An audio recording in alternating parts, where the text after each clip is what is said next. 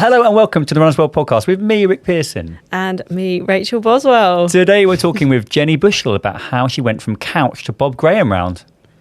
As you do. As you do, yeah. Just did the couch to 5K and then did the Bob Graham. For anyone who doesn't know about Bob Graham, it's a bucket list running item, I'd say, in the UK. One of the classic rounds. It is. Challenges runners to scale 42 peaks, covering 66 miles and 27,000 feet, which is around the same as climbing Everest. And you have to try and do that all within a day. And then you're part of the Bob Graham Round Club. Exactly. I think, how many people have done it? 2,000? Yeah, maybe something like that. Yeah. Obviously, a logical next step after you've done your first 5K. Yeah. But it's Jenny's going to prove that you can do a 5K and work your way up to that. And she's going to tell us all about that. She says, I don't have any kind of athletic background and there's nothing special about me except for possibly outsized levels of stubbornness.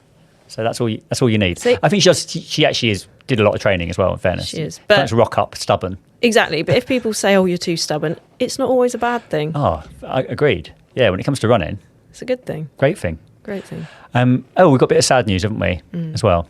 Yeah. Unfortunately, on Friday, just gone, legend Joss Naylor, also known as King of the Fells, he passed away sadly on Friday at the age of 88. An absolute legend in the ultra running world. He's also a sheep farmer from Cumbria. He started running at the age of 24 in 1960, but then he only got better and better. He's done all sorts of things. He's broken the Lake District 24-hour record 3 times, run fastest known times on the 3 peaks, the Welsh 3000s, which I believe is running up all mountains in Wales over 3,000 foot. That's 15 peaks.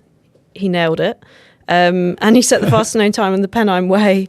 He was running, excessive distances on the mountains in his 60s and his 70s. And it was only, a few years before he passed away that he sort of suffered some ill health. So, yeah, an absolute hero. A hero. Passed away, yeah. Yeah, I met him once, actually. So I think he did a lot of this stuff. I stupidly signed up for the Ennerdale Horseshoe, which was I really was not qualified to take part in it. But it's a classic Lakeland race. It's about 22 miles. And me and a mate who have sort of read Feet in the Clouds, so we were like immersed in these sort of legends, and like the idea of Joss Naylor was like a bit of a god. And I think he did this a lot of the big races. He was just out on the course basically. So we were like struggling after the first hill and going through the mist, thinking about whether we could quit. And there was Joss at the top, just there, and he said something like, "Go on, lads!" And we were like, "Oh man, it was such a boon to our." Just in the mist at the top. Yeah, so can't not finish now. Joss has given us his approval, or at least he's sort of a bit of encouragement. So yeah, he was a total legend of the Lakeland scene, and he leaves behind an amazing legacy of that stuff. So absolutely, like sort of made ultra running a thing before it sort of hit its popularity, I'd say. Yeah, I think that's true. And I say like very much kind of. Yeah, a sheep farmer by day, very, very humble bloke. Kind of, I think fell running is that kind of tradition. It's not really like a big, boastful place, is it? Just a way of life. Yeah, I think that's right. I think that's right. So look, should we get on our guest of the week? Guest of the week, here in the studio. Guest of the week, sometimes on the phone. Could be an athlete, could be a physio, or a complete unknown. Thanks very, very much for emailing us and telling us a bit about your story, which I think is... Oh, no, thank you for getting back to me. It's remarkable. It's absolutely remarkable what you've done, because there aren't really kind of couch to Bob Graham schedules out there, because I don't think many people go from couch to Bob Graham. It's not a thing that's often done. Yeah, I suppose the way I see that is that everything starts somewhere, but you don't necessarily know where you're going to go at the beginning, which is kind of the biggest thing that I think, somebody who's kind of starting out running can take from my story is that, I would never have guessed that 10 years after starting running, I'd end up a fell runner and completing one of the biggest fell running challenges there is. So you kind of, you do the next little bit of your journey, but you don't necessarily see what's going to be, 4 steps down the line. Yeah. Well, it's particularly inspiring actually for me. So I probably started running around the same time as you, like 2013. Pretty much stuck to the roads, didn't deviate from the roads. I've done lots of races on the roads, and yet it was probably only last weekend that I actually was like, okay, I've actually signed up for a trail marathon at the start of August, which I haven't actually spoken much about because I'm scared. But anyway, that's because I haven't done much trail running. And actually on the Saturday just gone and the Saturday before, I did sort of 28 to 30k runs on the South Downs, and I'm like, this is really humbling. This is beautiful, but this is really hard. So I have newfound extra respect for what you've done and moving from road to trail. So yeah, any advice you can give, please, I'd lap it up. Yeah, I think the biggest thing that I always mention to my coached runners who are going from road to kind of, starting their first few trail races is just to completely let go of pace as a metric for your effort, as road runners. And I was exactly the same as this. We all use the watch and we're kind of like, oh, I know that my easy pace is roughly whatever it happens to be, minutes per mile, minutes per kilometre. And you're kind of using that as a way of judging, are you running in the easy zone, if that's what the target for your run is. And of course you take that onto the trail and you've probably got a lot more elevation in your run, a lot more up and down, and you've got the terrain underfoot as well. So you're dealing with rocks and roots and mud and bog and whatever it happens to be, and all of that just means that if you try and run at your normal road pace, even on flat trail, you're going to be using massively more effort than you would be if you were running on pavement. So just letting go of what the watch says and really tuning into, how does this effort feel in my body? Is this my normal, easy effort? And that makes running on the trail much nicer because you're not kind of constantly stressed because you're going, oh, I'm not hitting my normal pace. But actually a lot of my runners find it quite liberating as well, that they sort of, they do their next road run and they kind of go, oh, actually, it was nice to just think about how it felt rather than being completely dependent on what did the watch say. Yeah. Well, that's the thing. It's like I'm sort of going up a hill. I'm like, I'm going to have to walk this one. And then my watch buzzes on and I'm like, that's the slowest kilometre I've ever done on my Garmin. And yet I'm still absolutely gassed. And so I think that's completely right. What do you think of some of the kind of the misconceptions or like mistakes people like Rachel make when they come over to the trail and they maybe they're worried about certain things or they do certain things wrong? Yeah, I don't think people get too many things wrong. Ultimately it is still just running. I think the biggest one probably is that pacing issue. Hills is probably the thing that is the biggest adjustment for a lot of people. That hills on the trail, they just tend to be a bit bigger. Usually they can last for longer than a hill in a road run would, and people think they've got to keep running up them. We're runners and we all went through Couch to 5k, and the whole point of Couch to 5k was that we sort of understood the idea that to succeed and finish the program, we needed to be running continuously. That was the goal. We were going to run continuously for half an hour or 5k or whatever it was. And then you get onto the trail and, if you ask any ultra runner, they will say, oh yeah, we walk up the hills. And sort of trying to help people understand that actually when you come to a hill, the normal kind of trail running thing to do is just to walk up it, because that's going to be the thing that keeps your effort in the easy zone where you want it to be for that run. So yeah, slowing down, using pace, or not using pace rather as a metric for effort, walking up the hills. And I also sort of try and encourage my runners to transition into planning their runs by duration instead of distance, because 20 miles of kind of easy flat trail is a totally different beast from 20 miles of really hilly technical trail. So it kind of stops making sense to say I'm going to go and do a 20-mile run. Say instead I'm going to do a 4-hour run, but how far you go in that time will depend on the elevation and the terrain that you're running on. Yeah, that's good advice, I think. Yeah, definitely. I mean, because I've sort of done lots of long runs before in Richmond Park, this is trail running, this is it.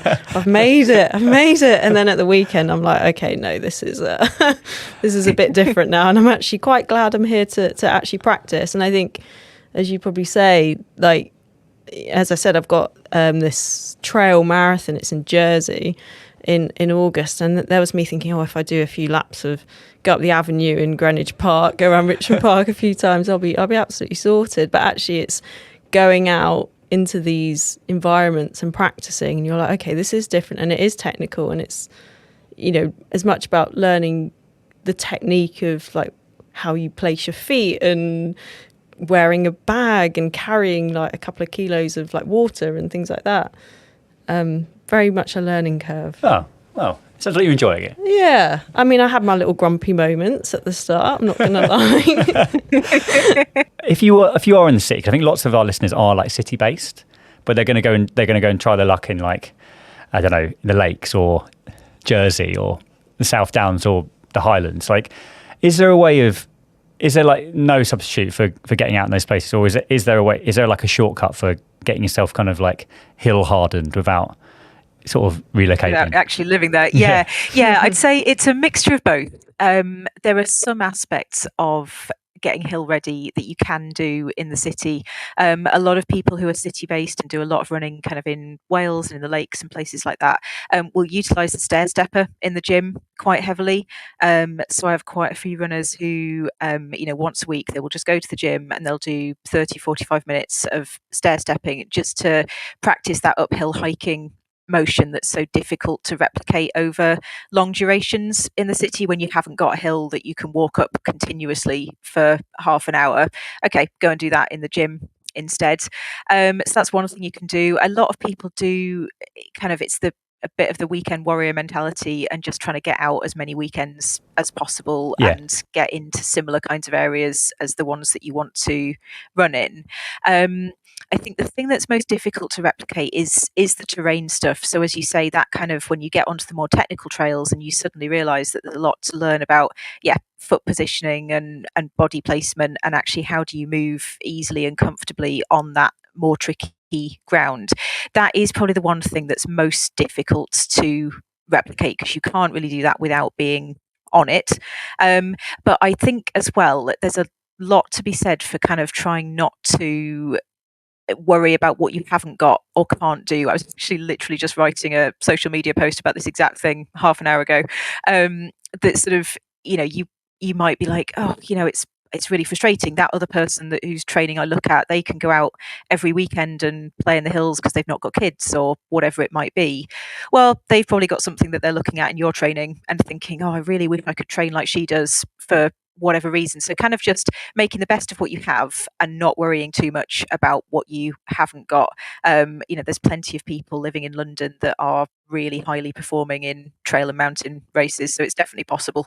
No, that's good. Yeah, that's reassuring. Yeah, exactly. That's super reassuring. The stair stepper is hard as well. It is very good training. Can we get into your story a bit then, Jenny? Because, like as I say, it is remarkable to go from, you sort of describe yourself as a couch to 5K runner, someone who's completed one of the bucket list items that, mountain runners around the world would be sort of envious of. So but how did it start for you then? Like how did you sort of get into running? Yeah, I was a couch to 5K runner, and I say like a classic couch 5K runner in that I just started running because I felt like I wasn't very healthy. So I was a bit overweight and I wasn't very active, and I'd say probably my mental health was not in a brilliant place, and I realised that I needed to exercise, and I just wanted to do something that was quick and easy, and I didn't have to kind of join a club or get a load of specialist equipment or pay a lot of money to do. And so I thought, right, I'll start running. So I did couch to 5K plan and sort of got to 5K, and then I think I had that very normal trajectory that a lot of people have where they just fall in love with running. So I did 5K, and then I did 10K, and then I did a half marathon, and then I remember signing up for my first marathon, and it was like the most terrifying thing that I'd ever kind of thought that I might do.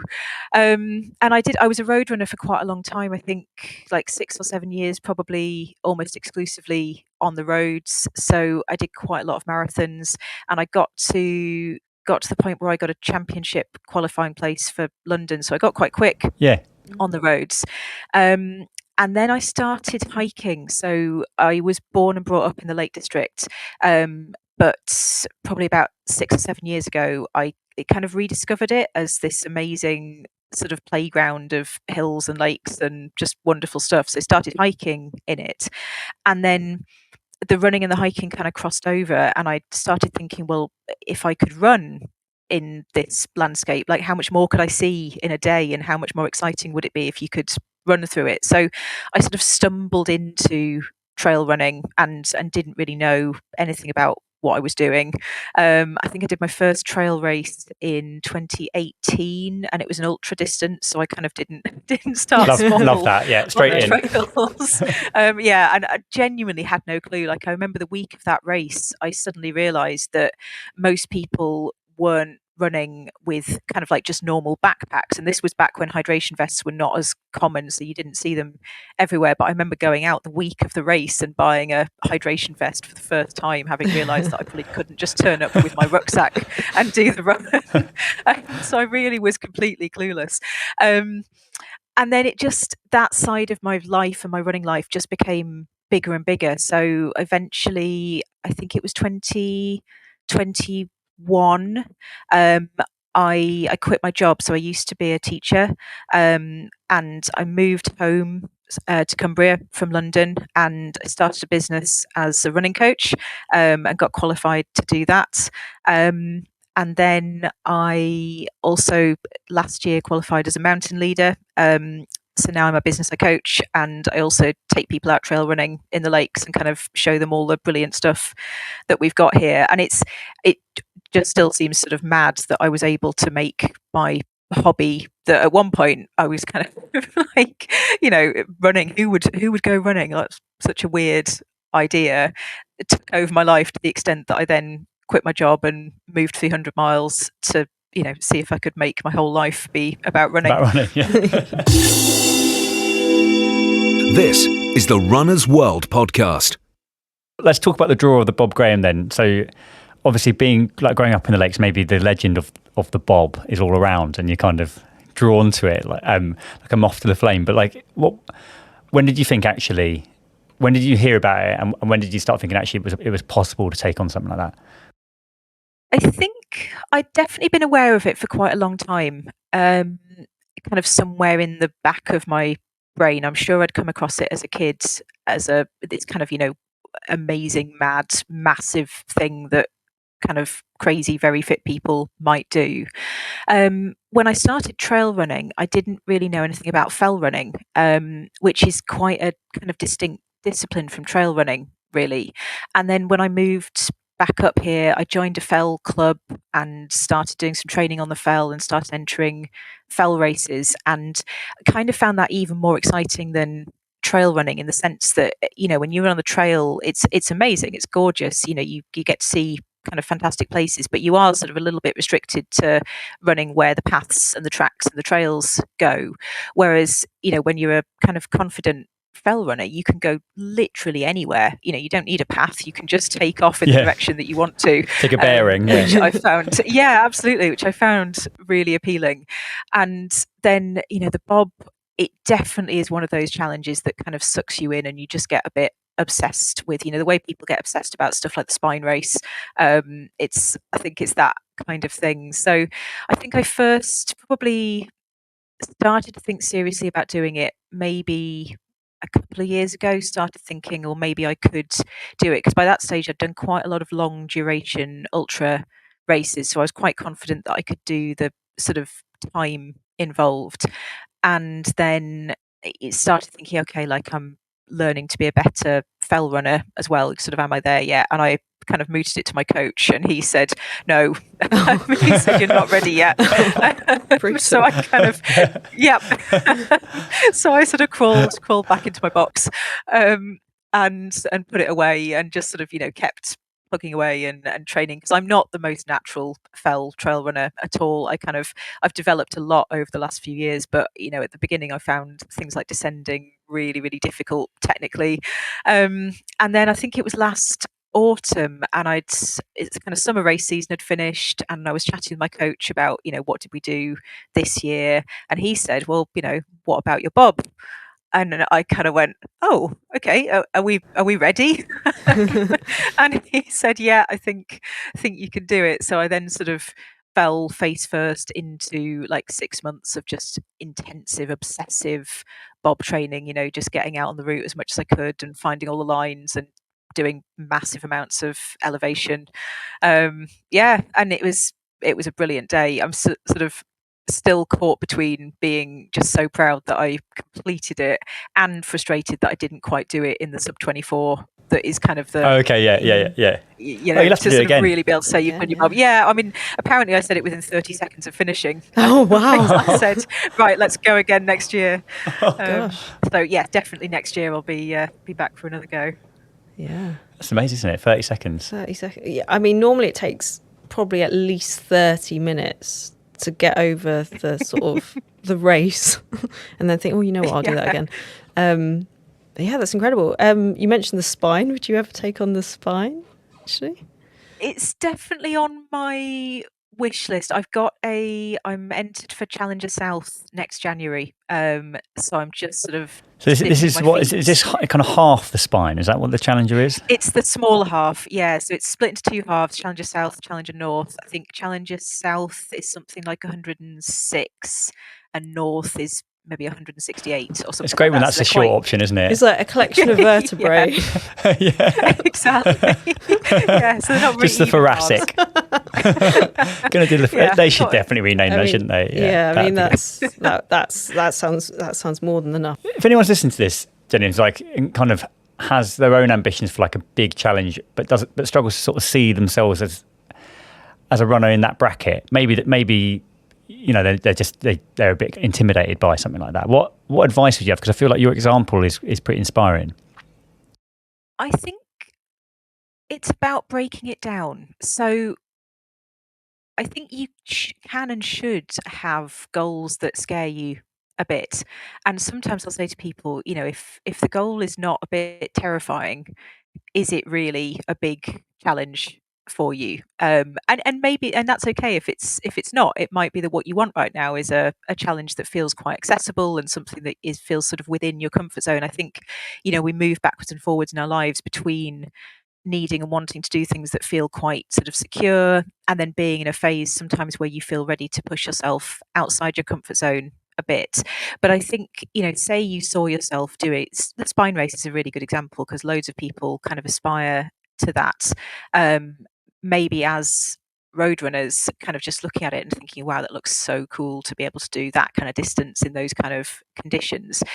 Have that as the big goal, but think about, okay, how do you break that down into the smaller components of that? So, to take that as an example, it might be things like you're going to need to build up to doing longer duration races. So if you've never run an ultra, start maybe with a 50, couple of years of that, then think about doing maybe 100-mile race or doing a stage race or doing something that goes overnight, just building all of those little pieces. Think about things like, what does your chosen challenge involve? A lot of uphill, start building that in. Does it involve a lot of hiking? Start building that in. Are you going to need to carry a heavy bag? Kind of look for an objective that kind of has that associated with it. So I think I'd try and pick apart what are all the different pieces that will go together to allow you to access that big goal and try and work on those individually. But then also I think it's kind of just do what you love. I remember when I was teaching, I always used to talk to kids, when they were thinking about choosing their GCSEs or choosing their A-levels or trying to choose their degree course. And they'd often be worrying about things like, well, what if I choose the wrong ones and I can't do the next thing that I want to do? And I would just say, well, there are a few things out there where you've got to choose the right things. But by and large, if you choose the things that you love doing, they will give you access to the next things that you love doing. You're not going to make a bad choice by choosing to do something that really appeals to you. So choose the next thing that feels like you really want to do it. And then after that, the next thing will make itself clear in due course. I think that's good advice, isn't it? That is a really Follow good what way you to love. look at. Yeah, I love that. I think that's why I gave up on maths so early.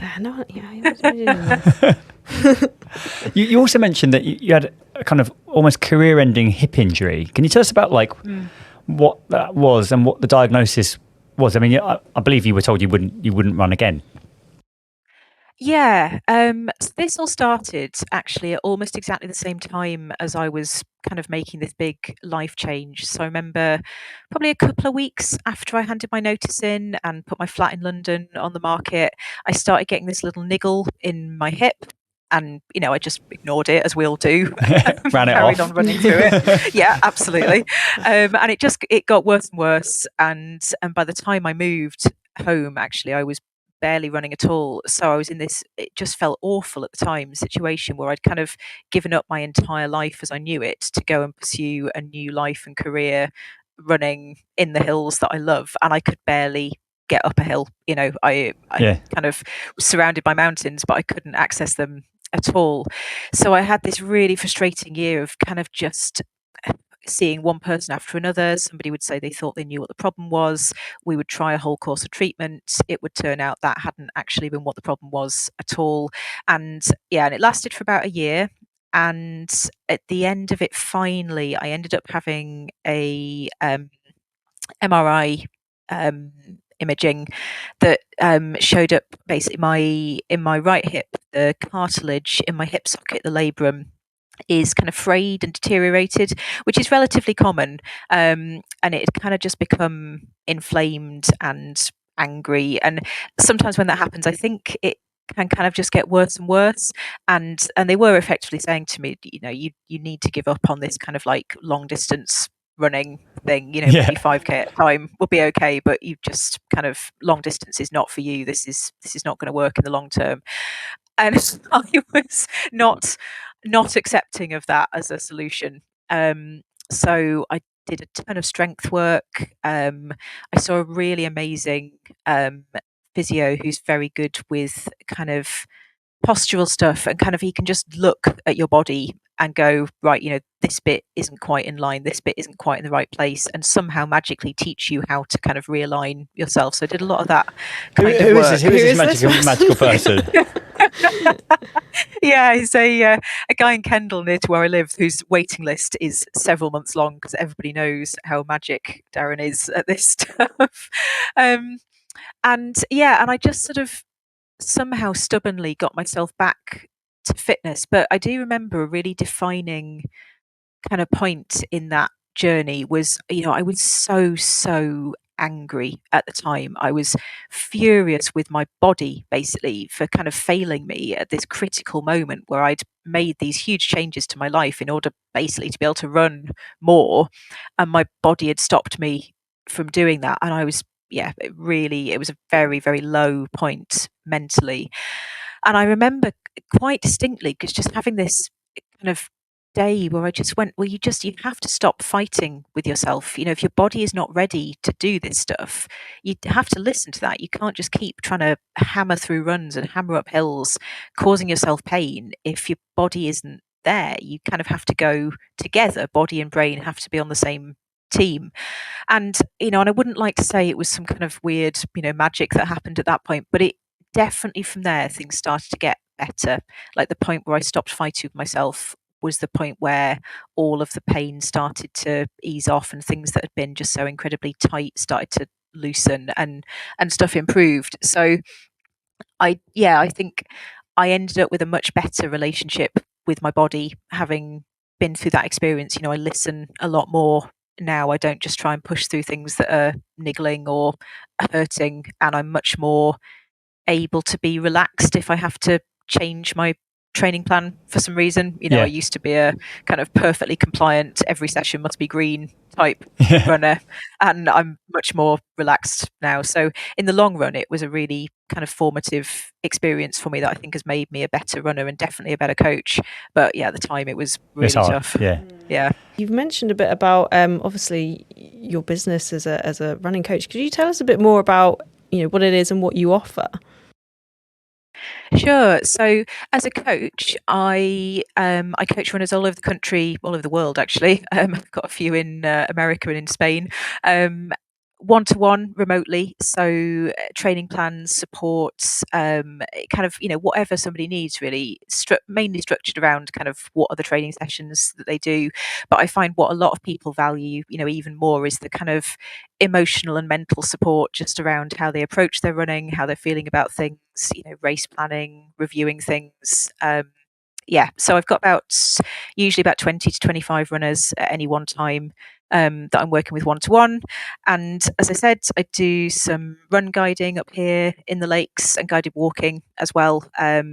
So often if people are looking to do a specific race, that's quite a common thing that people say, could we recce together some of the route for such and such a race? Or just, can we go and have a fantastic day in the hills with great views and great routes? And that's always a pleasure. So I do that through Jenny Bushell Adventures, which is my business. And then I've just started this year a new business called Into the Hills. So Into the Hills is intended to help more people into trail running, which is obviously, I've got so much from trail running, and I'm hugely passionate about the kind of mental and physical benefits that I've got from being able to run in the hills. But I'm really aware that there are quite a lot of things that can be barriers for some people. So, you get a lot of people say, well, how do you do this? Kind of even just the real basics of how do you know where to run, and how do you navigate that run once you've got there? And I think people have got awareness of things around kind of safety and kits, that if you're going off into the mountains, there's maybe things that you should take with you. There's some knowledge that you should have to keep yourself safe. And all of it just adds together to make people go, I'm not sure I can do that. So Into the Hills offers workshops for people who would like to learn more about trail running, maybe even go on their first trail run. So we do a mixture of classroom stuff and some practical skills. So learning about navigation, how to plan and follow a route, learning about kit, kind of what you need to wear and what you need to pack to be safe and warm and happy. And then we put a guided run in there. So we go out on the trails and practice, ascending, descending, running on technical ground. And the idea is that people go away from an Into the Hills workshop with everything that they need to be able to go and plan their own trail adventure and feel confident that they can do that whenever they want on their own. Amazing. Hey, you just sign up, Rachel. I need to get the full trail package. Jenny, thanks so much for time. Thanks for coming on the podcast, talking about your own amazing journey, and also a little bit about Into the Hills and stuff that you do. And thank you very, very much for your time. Oh, pleasure. Thank you for having me. So that brings us to the end of this week's Runners World podcast. A big thanks to our guest, Jenny Bushell, and to Rachel Boswell for joining me on this special show. Thank you. Yeah, thanks very much. Please come for back. having me. Please come back. And if you like the podcast, you can give us a little review. Say something nice if you like. I think you get a star rating as well, 1 out of 5. And please subscribe to the show if you don't already, and we'll see you again next week. Bye. Farewell.